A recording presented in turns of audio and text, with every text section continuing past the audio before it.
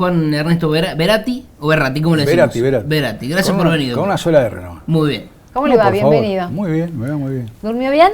Dormí bien. Bueno. Por ahora duermo bien. No sé hasta cuándo. Bueno, ¿qué hay detrás de esta semana que siempre decimos sirve para concientizar, para explicar la importancia de determinadas cuestiones, sobre todo en el ámbito de la salud, más allá del coronavirus, que hoy es el tema del momento? El tema latente. La importancia del sueño. La importancia del sueño. Bueno, digamos la organización nuestra, que es la Sociedad Neurológica Argentina, de la cual soy delegado local, organiza siempre semanas de ciertas patologías. Esta semana, del 7 al 13 de marzo, tocaba la Semana del Sueño, y nos pidieron a todos los delegados que demos una charla, cada uno en su lugar. También está la Semana del Parkinson, la Semana de la Esclerosis Múltiple, la Semana de la ACV, etcétera. O los días, porque también hay días específicos. Claro. Esta semana tocaba la Semana del Sueño, y bueno, me pidieron que diera una charla como delegado, y es lo que iba a organizar esta noche, que no la podemos hacer porque, bueno, es un tema social, y aparentemente por la parte infectológica de lo que está pues, de público conocimiento, no la damos. El sueño es algo fisiológico, propio nuestro, de los mamíferos. O sea, dormimos la tercera parte de nuestra vida, 8 horas por día. El que duerme bien, o sea, el que puede conciliar y dormir. Porque el sueño es algo fisiológico del cual uno vuelve. Porque el coma no, el coma es por una patología por la cual es difícil volver, a veces se duerme y a veces no. Pero el sueño es algo fisiológico normal de uno y es reversible. Así uno concilia el sueño, duerme y al otro día se despierta. Se despierta, se baña y vuelve a la vida normal. Es como una especie de, medio vulgar, como una carga de batería. O sea, pero ojo, dormimos, tenemos sueño, pero eso no quiere decir que el organismo no esté activado. El organismo tiene sensores especiales por los cuales se activan y nosotros seguimos haciendo muchas cosas a pesar de estar dormidos. O sea, no estamos vigiles, no estamos en vigilia, pero sí estamos dormidos, con sueño fisiológico. Pero al otro día se vuelve y volvemos a la normalidad, a estar despiertos. Hay ciertas sustancias que son las que nos activan, que son neurotransmisores, que son la acetilcolina, la dopamina, la adrenalina, las orexinas. Todo eso nos mantiene en vigilia, y hay otras que son, porque esas son activadoras, y otras que son inhibidoras, como el ácido gamma aminobutírico, que son inhibidoras. El sueño es algo que necesitamos todos los días, con eso nos podemos andar bien, y hay gente, por desgracia, que padece algo que se llama insomnio. Que es una pesadilla, hablando de sueño, ¿no? Sí. La pesadilla, sí, pesadilla para el paciente. Para el paciente, claro. Hay pesadillas específicas, lógico, a pesar del insomnio. Y hay gente que no puede dormir bien, insomnes parciales o totales. Hay gente que no duerme en toda la noche, hay gente que duerme en forma parcial, 2 o 3 horas, porque te lo cuentan ellos, y es un tema para ellos, porque al otro día tienen que ir a trabajar, tienen que cumplir con su horario, y no pueden porque, claro. Estás cansado. Exactamente. Y es algo fisiológico que se maneja con, por ejemplo, sustancias que se pueden adquirir e incorporar en el cuerpo, o es reversible. ¿Qué pasa cuando uno sufre de insomnio? El insomnio puede ser primario, cuya etiología, o si no se conoce, la causa no se conoce, o secundario a alguna afección, alguna patología. Nosotros tenemos bibliografía por la cual el insomnio en general no se debe a una patología neurológica, puede deberse.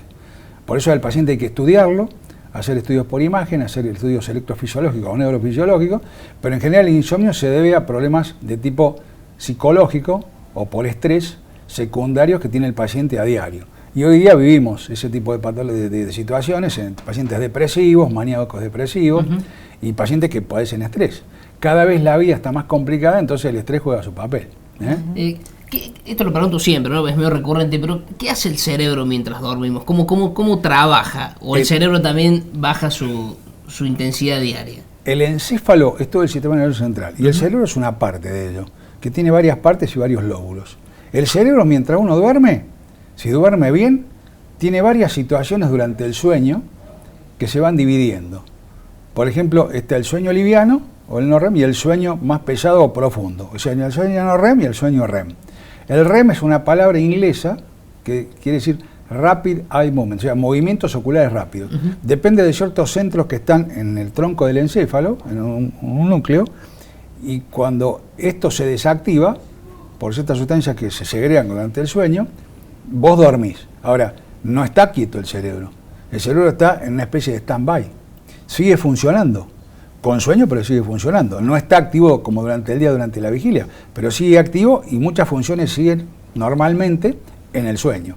Y vos retornás después del coma, que ya eso es por algo patológico, por alguna patología, es difícil retornar. Algunos pacientes, pero la mayoría de repente que tienen coma, se cree que parecen dormidos, pero no lo están. Es un tema por una patología.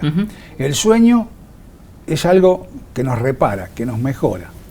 Y es como dijiste vos, el cerebro sigue funcionando, pero no como durante el día, no como durante despierto. Sigue en un estado de semi-alerta, pero dormido. ¿Y qué pasa con la cantidad de horas de sueño? Eso depende de cada organismo, de cada costumbre, de cada región.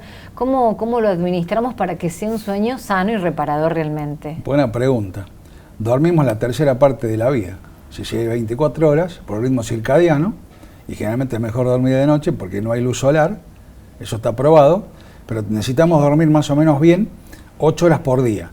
El niño o el lactante duerme mucho más que nosotros. Y a medida que vamos creciendo, dormimos 8 horas y después dormimos menos, porque uno va creciendo y cada vez duerme menos. Ahora, lo ideal es dormir 8 horas por día para, como dije yo, vulgarmente, recargar la batería. Es interesante la pregunta porque hay gente que no duerme bien y al otro día no funciona como corresponde. También hay ciertos trabajadores que una semana o 2 semanas por mes les toca trabajar de noche. Entonces tienen que cumplir un horario de 9 de la noche a 5 de la mañana y duermen durante el día. Se les cambió. Ritmo circadiano quiere decir ritmo en círculo. Claro. Entonces el ritmo circadiano es lo que nosotros hacemos durante todo el día. Y de acuerdo al circadiano funcionamos mejor o no. Si uno duerme bien las 8 horas en el circadiano de noche, sin luz solar, va a dormir mucho mejor. Ahora, si dormís de día, ya no dormís tan bien. Le quiero preguntar por el sonambulismo. ¿Dónde lo ubicamos? El sonambulismo es como una parasomnia, o sea, un trastorno del sueño que tiene que ver a veces con algún trastorno del cerebro que no está muy bien identificado. El sonambulismo es como es caminar o hacer actividades semidespiertas. Claro. Sí, pero en movimiento. Claro. O sea, el paciente se mueve, pero estando dormido. Eso es el sonambulismo. No sabemos bien por qué se provoca eso, pero mucha gente lo tiene. Y en general se propone no despertar al paciente porque es peor. Claro. Hay que dejar perseguir al paciente, seguirlo, tratar de acostarlo, que se calme y después seguir durmiendo normalmente. ¿Y cómo se cura? Y es difícil. Primero hay que ver bien por qué lo tiene. Si es una patología, si hay que hacer algún estudio por imagen, algún estudio neurofisiológico, o una polisomnografía, que ahí yo quería llegar. La polisomnografía es el estudio que estudia el insomnio o el sueño por excelencia, que es un estudio que se hace de noche, 8 o 9 horas, se conecta a un equipo por el cual hay varios canales encefalográficos que te dan toda la fisiología del cerebro. Tenés un electrocardiograma, un electromiograma, que son estudios complementarios, y tenés también 2 o 3 bandas que te dan la respiración, o sea, la parte respiratoria y la parte abdominal con la respiración. De acuerdo a lo que sale ahí, puede haber apneas, hipopneas, u otro tipo de trastornos respiratorios, a veces no especificados, por las cuales se evalúa el estudio, se evalúa todo, por eso se llama polisomnografía. Claro, amplio. Exacto, es un estudio amplio que abarca todo en ese momento. Y vos tenés durante el estudio un hipnograma. El hipnograma, hipnosis quiere decir sueño, ¿no? Hipnograma es el que a vos te da las características y las modulaciones con promediación de lo que pasa durante el sueño. Claro. Tenés el sueño profundo, el sueño liviano, y sale todo ahí catastrado y sale todo grabado. Entonces vos lo tenés que desglosar y tenés que traducirlo. Tenés que traducirlo y ver cuántas apneas tuvo. Hay apneas leves, apneas moderadas y apneas graves. Depende del número de apneas que tenga durante la noche el paciente. De acuerdo al número es la cantidad de apneas, la gravedad. Y en ese sentido pensaba yo, bueno, las clásicas personas que dicen que tiene el sueño liviano, que vuela en un bosque y se despierta, en contraposición con aquellas que duermen como tronco y que hay que moverlos, y ni aún así, moviéndolos, a veces, cuesta mucho despertarlo.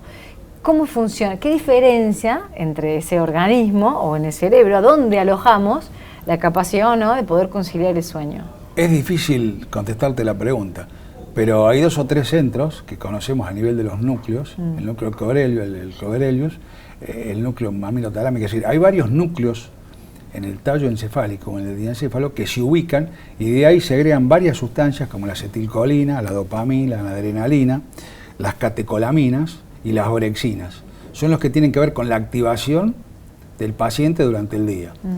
Y después hay sustancias que son inhibidoras, como el GABA. depende de cada dosaje que tenga cada uno, también la serotonina, me duele la serotonina. Todos esos activadores e inhibidores son los que actúan para que el paciente duerma más o menos. Hay que hacer una serie de evaluaciones que no son fáciles de hacer. El insomnio es la falta de sueño y la narcolepsia o la somnolencia es el exceso de sueño. Hay gente que se duerme manejando, no sabemos bien por qué. O sea, están los dos niveles, los dos extremos. El insomnio y la somnolencia o narcolepsia. Y bueno, de acuerdo a los estudios que se pueden hacer y a las evaluaciones que se pueden hacer a nivel bioquímico y a nivel de neurofisiológico, es lo que vamos a tratar. Ahora es muy difícil saber cuál es la patología fisiológica por la cual el paciente no duerme bien. Claro. Porque generalmente no hay un síndrome lesional, sino que es algo a nivel de los activadores o inhibidores de los neurotransmisores. Y en base a eso, ¿cuál es la recomendación médica? La incorporación química de esas sustancias que genera fisiológicamente el cerebro, pero que en algún punto están funcionando mal y nos llevan a una somnolencia Y lo que pasa es que no hay pastillas de neurotransmisores, hay algunas pero mínimas, pero hay algunas pastillas que sí, que se adaptan al organismo. Ahora, cuando uno sabe más o menos lo que le pasa al paciente, hay medicaciones que lo ayudan y medicaciones que no. Hay medicaciones que inducen el sueño, como los hipnóticos, como hay varias drogas, el Zolpidem, etcétera. Y hay drogas para, digamos, ayudar al paciente a dormir y otras drogas que ayudan al paciente a despertarse. Claro. O sea, hay inhibidoras, o sea, los que ayudan a dormir, y otras que son activadoras. O sea, el insomnio sería la droga que lo ayuda a dormir, como por ejemplo un Somit o un Zolpidem, que es un sedante, por ejemplo. ¿Pero se recurre eso en última instancia, doctor? En última instancia. Se recomienda, por ejemplo, pensaba en el ejercicio físico, en la alimentación, ¿tiene que ver o no tiene tanta incidencia como se cree actualmente? La pregunta es muy importante porque hay fisiología que se puede hacer, como por ejemplo lo que dijiste vos, alimentarse bien, no dormir siesta. El paciente que tiene insomnio debería no dormir la siesta para tratar de dormir a la noche. Llegar cansado. Claro, fatigarse un poco, hacer gimnasia, caminar.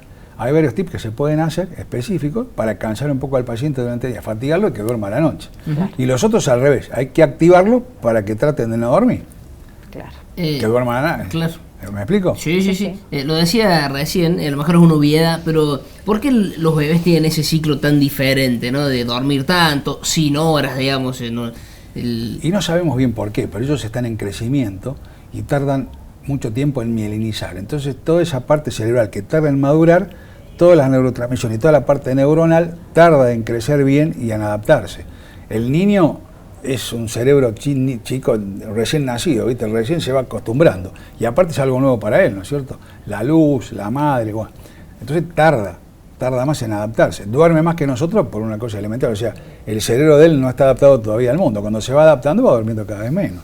Y te repito, dormimos la tercera parte del día, pero eso nos hace bien, ¿no? Que el bebé es lo mismo. Ahora hay bebés que tardan en adaptarse. Los bebés también pueden tener insomnio, pueden tener insomniaciones. Ese es mi teléfono. No hay problema. Los bebés también pueden tener este tipo de problemas. No en digamos, en tanta proporción.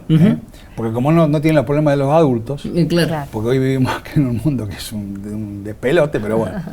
Juan, ¿va a reprogramar la charla que va a hacer esta noche? Ya les voy a avisar cuando la voy a vamos reprogramar. A estar atentos. Sí, no, vuelvo, no tengo drama. Díganme cuándo vuelvo. Les agradezco la invitación. Bueno, son un muy placer amables. escucharlo. Por favor. Y bueno, nosotros nos vamos a cerrar ya.